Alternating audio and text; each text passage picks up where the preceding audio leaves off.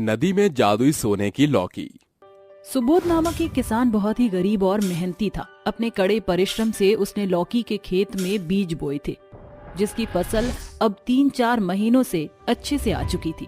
ये देखकर वो फसल काटते हुए कहता है, अरे 2 बार खेती में की गई फसल खराब होने से बहुत नुकसान हुआ था, लेकिन इस बार इतनी हरियाली देखकर मेरा दिल को जो सुकून आया है मैं क्या बताऊं।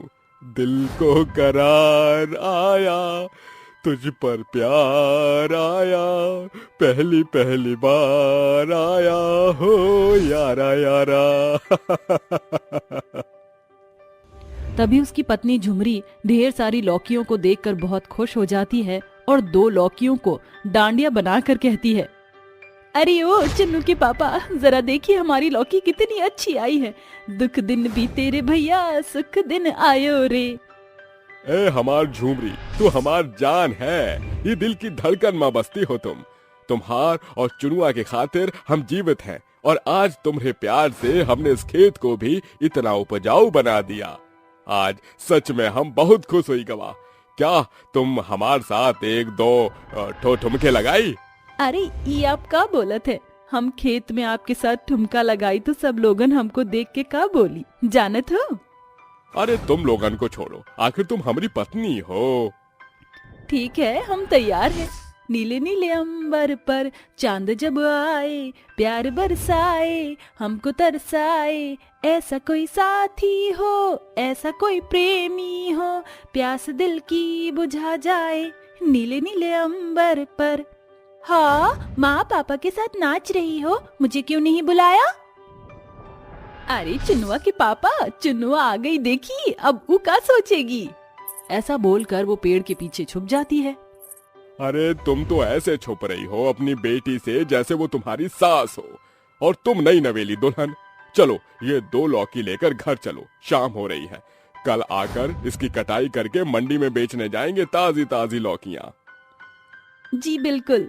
माँ अब बाहर भी आ जाओ, अपनी बेटी से इतना क्यों शर्मा रही हो? चलो मुझे इसका हलवा बनाकर खिलाना।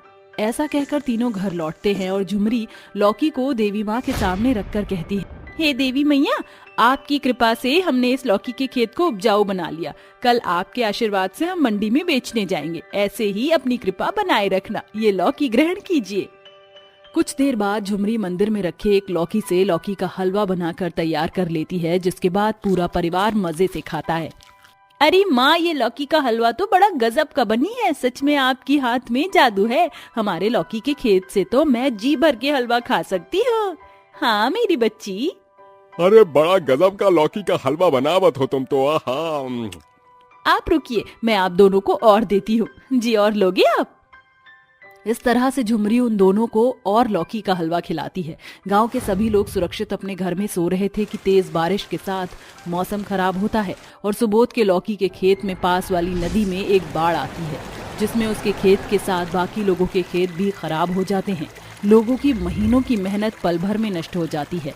अगली सुबह जैसे ही गांव में हाहाकार मचता है, शोरगुल सुन के सुबोध झुमरी भी अपने खेत में जाते हैं और उजड़े हुए खेत को देखकर कहते हैं, अरे हे भगवान, ये तूने कैसा कर्म रचाया है। यहाँ मेरा खेत नहीं उजड़ा, यहाँ मेरी जिंदगी उजड़ गई। अब मैं अपने बीवी बच्चों को कैसे पालूंगा? महीनों की मेहनत खराब हो गई। क्या खाऊंगा अब मैं? सोचा था इस बार पैसे कमा लूंगा, लेकिन नहीं। पिछली 2 बार खेती बिगड़ी थी और यह भी बिगड़ गई। हे भगवान, ऐसे ही गरीबी की चपत लगाते रहोगे तो जिएंगे कैसे हम? अरे वो धनी किसान दोबारा भी खेती कर लेंगे, पर हमने तो अपना सब कुछ इसी खेत में गवा दिया। अब चुनुआ को क्या खिलाऊंगी? बर्बाद हो गए हम। सोचा था अब जाकर हमारी गरीबी दूर हो जाएगी, रो रो कर खाना नहीं पड़ेगा, अपनी बेटी को सारी खुशी देंगे, लेकिन नहीं। चुनुआ के पापा संभालिए, ये गांव में जब से आए हैं कुछ अच्छा नहीं हुआ। हम ये गांव को ही छोड़कर चले जाएंगे। धीरज रखिए, हम दोबारा मेहनत करेंगे। हम कल कितना खुश थे और आज देखो। झुमरी अपने पति को संभालते हुए घर ले जा रही थी कि नदी में तूफान के साथ आवाज आती है, रुको पुत्र, इस तरह निराश मत हो। मैं तुम्हारे लौकी के खेत तुम्हें लौटा सकती हूँ। ये सुनकर वो दोनों जब मुड़ते हैं तो देवी नदी का दर्शन पाते हैं। तुम दोनों परेशान मत हो, मेरे कारण तुम्हारा हरा भरा खेत बर्बाद हो गया, इसलिए मैं तुम्हें दोबारा लौकी का खेत दूंगी, जिसके बाद तुम अपनी जिंदगी बेहद खुशहाल और सुखद बिताओगे। पर हाँ, ये खेत तुम्हें इस नदी के अंदर मिलेगा, जो कि सोने की लौकियों का होगा। तुम्हारा परिवार बहुत नेक दिल है, उम्मीद है तुम इस खेत का सही प्रयोग करोगे। शुक्रिया देवी नदी, हम पर अपनी मेहर बरसाने के लिए। वो देवी नदी गायब हो जाती हैं। तभी दोनों दंपत्ति नदी में कूदकर उसकी गहराइयों में जाते हैं, जहां उन्हें चमचमाते लौकी का बहुत फैला हुआ खेत मिलता है। ये देखकर वो कहते हैं, अजी देखिए, यहाँ तो सोने की इतनी लौकियां हैं, इनसे हमारी 3 पीढ़ियां तो आराम से रह सकेंगी। हाय दैया, तुम बिल्कुल ठीक कहावत हो, आज तो बहुत हैप्पी है। ई पीका होवत है। अरे वो अंग्रेजी में खुशी होने का बोलत है। जब चुनवा छोटी थी तब उसको कहती थी ना, ले बेटा हप्पा खा ले, बेटा हप्पा खा ले। तो अब तुम्हारी बेटी ने हप्पा खाया तो क्या बोली? हैप्पी। तो हुआ ना हैप्पी। अरे हाँ, उसे ही तो कहते हैप्पी। अब चलो सोने की कुछ लौकियों को तोड़कर घर ले जाएं। जानत हो ना, हमार घर नया बनवाना है। हाँ बिल्कुल बिल्कुल। दोनों पति पत्नी खुशी से उन सोने के लौकी को नदी के अंदर से तोड़कर सुनार को बेच देते हैं। बदले में आए पैसों से वो एक बड़ा सा मकान बनवा लेते हैं, जिसमें उनकी चुनुआ मजे से खेलती है।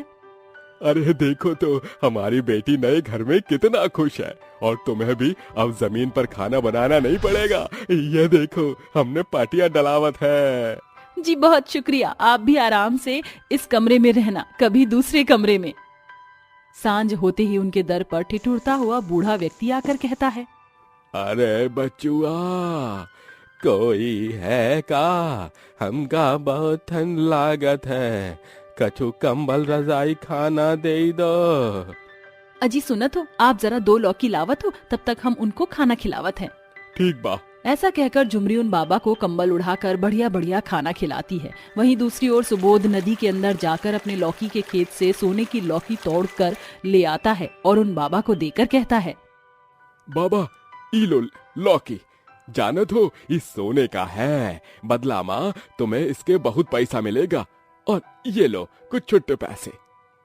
अरे बेटा, तूने मुझे गरीब की मदद कर बहुत ही उपकार करी, भगवान तुहार परिवार को खुश रखी। ऐसा कहकर वो बूढ़े बाबा चले जाते हैं। दोनों पति पत्नी सोने की लौकी के खेत की वजह से अपना जीवन अच्छे से गुजर बसर कर रहे थे। एक शाम एक लाचार आदमी महीने भर के बच्चे को गोद में लिए कहता है, अरे कोई है क्या? अरे कोई मेरी मदद करो, मेरा बच्चा परेशानी में है, मुझे कुछ पैसों की जरूरत है, इसे 2 दिन से बुखार आ रहा है, मेरे पास कोई काम नहीं है। अरे चिंता मत करो, आपके बच्चे को कुछ नहीं होगा, आप थोड़ा सा धैर्य धरें, अंदर आ जाइए। आइए आप पानी पी लीजिए। झुमरी उस बच्चे को दूध पिलाकर खिलाती है। इतने में सुबोध जादुई नदी से सोने की लौकियों को लाकर उन्हें सुनार को बेचकर बदले में पैसे ले आता है और उस आदमी को देकर कहता है, भाई साहब ये कुछ पैसे हैं, इससे आपके बच्चे की मदद होगी, और आप भी अच्छे से खाना खा लेना। कुछ और पैसों की जरूरत हो तो बेझिझक अपने भाई समझकर यहाँ आ जाना। शुक्रिया भाई, मैं जल्दी ही अपने बच्चे को लेकर यहाँ लौटूंगा। वो आदमी पैसे लिए अपने बच्चे का अच्छे हॉस्पिटल में इलाज कराता है और उसके ठीक होने के बाद उन दोनों के पास आकर कहता है, अरे भगवान आपके परिवार का भला करे, मेरे बच्चे को नया जीवन देकर आपने मुझ पर बहुत बड़ा एहसान किया है। कोई बात नहीं भाई साहब, अगर इंसान इंसान की मदद नहीं करेगा तो कौन करेगा। आपका बच्चा बहुत स्पष्ट है, क्या मैं उसके साथ खेल सकती हूँ? जी बिल्कुल, ये लीजिए, इसका नाम गोलू है। आजा आजा गोलू बेटा, ले चुनवा दीदी के साथ खेल ले। अरे माँ, ये कितना प्यारा बाबू है, मुझे ऐसा प्यारा बाबू चाहिए। तू ही काफी है शैतानी मचाने के लिए। इस तरह झुमरी और चुन्नू उस बच्चे के साथ खेलते हैं और नदी में छुपे सोने की लौकी के खेत से वह अपने जीवन को सुखदायक जीते हैं और गरीब बेसहारा लोगों की मदद करते हैं। झुमका गिरा रे बरेली के बाजार में, झुमका गिरा रे बरेली के बाजार में, झुमका गिरा झुमका गिरा झुमका गिरा, होए होए होए। क्यों रे कनिका, कैसा लग रहा है मेरे सोने का चमचमाता झुमका? चांदनी के झुमके को देखकर कनिका कुर्ते हुए बस्ता टांग कर घर लौट आती है, जहां उसकी बड़ी बहन बबीता उसकी ओर देखकर मुस्कुराते हुए बोलती है। अरे क्या बात है, आज मेरी छोटी बहन इतनी जल्दी घर कैसे लौट आई? मैं अब कभी स्कूल नहीं जाऊंगी। मगर क्यों कनिका, तुम स्कूल क्यों नहीं जाओगी? क्योंकि स्कूल की सारी लड़कियों के कानों में सोने के झुमके हैं। आज तो चांदनी भी भारी सा झुमका पहनकर आई थी, एक मेरे ही कान खाली है। कैसी बड़ी बहन हो तुम, जो मुझे एक झुमका तक नहीं दिला सकती? अगर माँ पिताजी आज जिंदा होते तो मेरे कानों में ये लकड़ी की तीलियां नहीं बल्कि सोने का झुमका होता। अपनी छोटी बहन को एक झुमका खरीदने की ख्वाहिश भी पूरी नहीं कर सकती तुम। लानत है तुम जैसी बड़ी बहन पर। अपनी छोटी बहन की ऐसी बातें सुनकर बबीता की आंखों में आंसू भर आते हैं और वो अपनी भीगी पलकों को छिपाकर पानी की गगरी उठाकर भागती हुई नदी पर चली आती है और फूट फूट कर रोते हुए बोलती है। क्यों क्यों भगवान, क्यों बढ़ा रहे हो तुम मेरी मुश्किलों को? अरे मैंने होश ही संभाला था जब तूने माँ बाबूजी को बुलाहट दे दी। उनके जाने के बाद मेरे कच्चे कंधों पर न सिर्फ अपने भूख का भार था बल्कि अपनी दूध मुही बहन की जिम्मेदारी भी आ गई। मैंने तेरे लिखे लेख को मानकर मगन होकर मेहनत किया, अपने पांव भट्टी में झोंककर बहन को पढ़ने के लिए जी तोड़ मेहनत किया। आज वही बहन एक झुमके के लिए अपनी बड़ी बहन के बलिदानों को भूल बैठी है। अब मैं और नहीं सह सकती नदी। बबीता के आंखों से बहते आंसू की बूंद नदी के पानी में घुल रही थी। उसकी आंखों के आगे बार बार उसकी छोटी बहन द्वारा बोले गए शब्द उसके दिल को छल्ली कर रहे थे और वो आंखें मूंद कर नदी में छलांग लगा देती है, जिसके बाद वो बेहोश होकर पानी के बहाव के साथ बहते हुए बहुत ही आगे निकल आती है, जहाँ के नदी का पानी पूरी तरह से नीला था, मानो नदी ने नीली चादर ओढ़ ली हो। वहीं वो नदी सुरंग से होते हुए आगे बढ़ती है, जहाँ कई सारे सोने के झुमकों के पेड़ खड़े थे। काफी देर बाद बबीता बेहोशी से बाहर आती है तो खुद को एक जादुई झुमके के पेड़ के नीचे पाती है, जहाँ खड़े झुमकों के पेड़ आपस में अंताक्षरी खेल रहे थे। दुली याद मैनू गोल्डन झुमके, मैं कन्ना विच पावा चुम चुम के, मेरा झुमका उठा के लाया यार वे, जो गिरा था बरेली के बाजार में। ये मैं किस दुनिया में हूँ और ये पेड़ बोल कैसे पा रहे हैं? बबीता खुद में बुदबुदा ही रही होती है कि तभी एक झुमके का पेड़ बबीता से बोलता है। वो इसलिए क्योंकि हम जादुई झुमके के पेड़ हैं। यकीन नहीं होता तो पलके उठाकर देखो। जैसे ही बबीता पलके उठाकर पेड़ पर देखती है तो पेड़ के हर डाल पर बहुत ही सुंदर सुंदर सोने के झुमके लटके होते हैं, जिसे देखकर बबीता की आंखें खुशी से चमक उठती है। देखा, खा गई ना झटका हमारे जादुई झुमके के पेड़ को देखकर। हाँ, क्योंकि आज तक मैंने पेड़ पर सिर्फ फल और सब्जियां ही लदी हुई देखती थी, मगर ये जादुई झुमकों का पेड़ अपने आप में बहुत ही अनोखा है। तो फिर खड़ी क्यों हो? जो भी झुमका तुम्हें पसंद है उसे तोड़ लो। ये कहकर जादुई झुमके के पेड़ की डाल बबीता की ओर झुक जाती है और बबीता अपनी बहन के लिए एक सुंदर सा गोल झुमका लेकर पेड़ के किनारे खड़े नाव में बैठकर नदी खेव कर घर चली आती है। बबीता दीदी, कहाँ चली गई थी तुम? मुझे माफ कर दो, मैंने गुस्से में आकर तुम्हें कितनी खरी खोटी सुनाई। कनिका, ये देख मेरे पास तेरे लिए क्या है। अरे वाह, सोने का झुमका। अरे वाह दीदी, ये तो बहुत ही सुंदर है। मगर आपके पास तो पैसे नहीं थे, फिर आपने ये कैसे बनवाया? कनिका के पूछने पर बबीता उसे नदी और जादुई झुमके के पेड़ का सारा वाकया बताती है। सचमुच नदी में जादुई झुमके का पेड़ है? अरे दीदी, तो तुमने अपने लिए एक झुमका क्यों नहीं ले लिया? 10-10 रुपए बचाने के लिए तुमने कभी पीपल की बाली पर पैसे नहीं खर्च किए, मगर आज तो मौका था। कोई बात नहीं कनिका, आज नहीं तो कल सही। दोनों अनाथ बहनें भोर होते ही नदी के पास जाने के लिए निकल पड़ती हैं और नाव में सवार होकर नदी की ओर आगे बढ़ने लगती है, जिसके बाद वो एक सुरंग से होकर गुजरते हुए जादुई सोने के झुमके के पेड़ के पास चली आती है। पेड़ पर लदे झुमके नदी के चारों ओर जुगनू के जैसे जगमगाहट बिखेर रहे थे। आओ आओ बबीता और कनिका, हम जादुई झुमके के पेड़ तुम बहनों का स्वागत करते हैं। अरे बाप रे, ये झुमके का पेड़ तो इंसानों के जैसे बोली बोलता है। क्या तुम्हें और झुमके चाहिए? हाँ जादुई झुमके के पेड़, इस बार मुझे अपने लिए एक सुंदर सी बाली चाहिए। तब तो तुम मेरे पास आओ बबीता। वो जादुई झुमके के पेड़ पर नई सुंदर बाली उगी है, बिल्कुल वैसा जैसा तुम्हारी आंखें खोज रही है। इतने के बाद एक सुंदर सी चमचमाती हुई बाली बबीता के हाथों में आ गिरती है, जिसे देखकर अनाथ बहनों की आंखों में खुशी के आंसू चमक उठते हैं। क्या बात है, तुम दोनों बहनें रो क्यों रही हो? क्योंकि आज बरसों के बाद हम अनाथ बहनों को कुछ तोहफा मिला है। माँ बाबूजी के गुजर जाने के बाद हम बहुत ही ज्यादा गरीबी में जी रही थी। कभी कभी तो हम दाने दाने के लिए भी दुभर हो जाती हैं। तो इसमें रोना पीटना क्यों? यही तो दुनिया का दस्तूर है, कोई मनमौजी तो कोई मजबूर है। मगर जादुई झुमके के पेड़, जिनके लिए खाने पर भी आफत हो, उन बेसहारा बहनों को सोना मिलना बड़ी बात है। मुझे बचपन से ही बालियां पहनने का बहुत शौक था, मगर माँ पिताजी के जाने के बाद हम अनाथ बेसहारा बहनों ने बदहलाली में जीवन गुजारा है।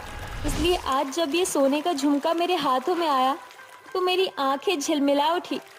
बबीता की बात सुनकर जादुई सोने के झुमके के पेड़ की आंखों में आंसू के झरने फूट पड़ते हैं, जिसके बाद वो झूम झूम कर खूब सारे सुंदर सुंदर सोने के झुमके गिरा देते हैं। ये लो सारे झुमके, तुम रखो। इसे बेचकर तुम बेसहारा बहनें अपनी गरीबी की जिंदगी से आजाद होकर आबाद जीवन बिताओ। तुम्हारा शुक्रिया जादुई झुमके के पेड़। दोनों अनाथ बहनें उन झुमकों को पेड़ द्वारा दिए गए मखमल की पोटली में भरकर नाव में बैठकर जादुई नदी का पड़ाव पार करके गांव लौट कर आती हैं और उन सोने के झुमकों को सुनार के हाथों बेचकर एक बड़े से घर का नींव रखकर रहने लगती हैं। तभी एक रोज हरिया हताश होकर उनके घर के चौखट से गुजर रहा होता है। तभी कनिका उसे रोकते हुए कहती है, क्या हुआ हरिया काका, आप इतने परेशान क्यों हैं? अरे क्या बताऊं बिटिया, कल मेरी बेटी की डोली उठनी है, मगर मुझ गरीब बाप के पास एक फूटी कौड़ी नहीं है। अब कल पूरे जात बिरादरी के सामने जो है ना, अब मेरी जौ घसाई हो जाएगी। हरिया की परेशानी देखकर दोनों बहनें उसे जादुई नदी में बसे झुमके के पेड़ के बारे में बताती हैं। क्या तुम मुझे वहां लेके चलोगी? हाँ काका, आइए हमारे साथ। दोनों अनाथ बहनें हरिया को लेकर जादुई नदी के लिए निकल पड़ती हैं और जादुई नदी से होते हुए वो झुमकों के पेड़ के पास आते हैं, जहाँ सभी झुमके के पेड़ मधोशी में झूम रहे थे। ये कैसा अलबेला पेड़ है भाई, जिस पे झुमके लदे हैं। काका, आपको जितनी जरूरत है उतने सोने के झुमके तोड़ लीजिए, मगर उससे पहले आपको अपनी परेशानी इस झुमके के पेड़ को बतानी होगी। जैसे ही हरिया जादुई नदी के बीच खड़े पेड़ को अपनी परेशानी बताता है, झुमके का पेड़ उसकी ओर झुक जाता है, जिसके बाद वो कई सारे झुमके तोड़ लेता है। अब मुझ गरीब की मदद करने के लिए तुम्हारा बहुत बहुत शुक्रिया। हमें तुम्हारी मदद करके खुशी हुई हरिया। इसके बाद दोनों बहनें जादुई नदी से निकलकर गांव आ जाती हैं और दोनों बहनें लगातार उस जादुई नदी के बीच बसे झुमके के पेड़ से मसलूबों की मदद करती नजर आती हैं।